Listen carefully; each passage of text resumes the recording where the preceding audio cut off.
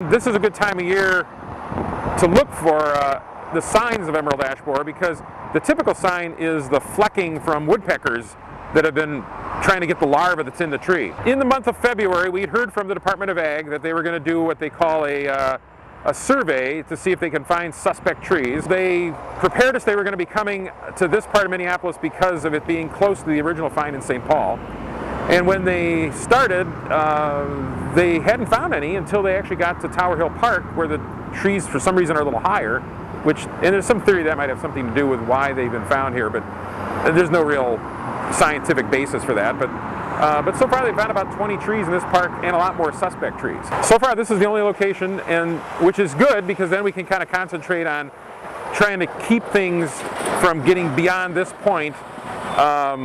If it hadn't been found, it might have been years later, and we might be finding it even farther away. They're pretty abundant when it comes to trees in our city, and they're actually one of the top 3 that make up the whole canopy of the city itself. So it's about 200,000 ash trees when you count the trees in people's yards and on the streets. Well, the beetle's only about the size of like Abe Lincoln on a penny. It's pretty small.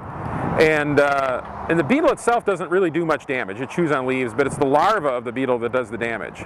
And so the larva feeds on the phloem of the tree, which is what is the tissue underneath the bark that carries the water up and down the tree.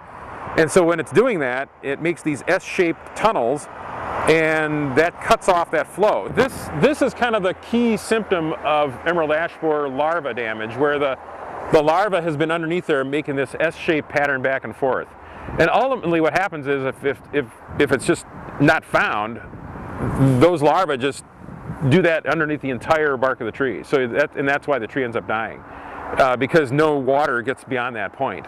And they tend to start in smaller branches or smaller trunk sizes like this. The little tags on the bottom are just a way of identifying it in the field without drawing a whole lot of attention to it. Initially, the tree doesn't die.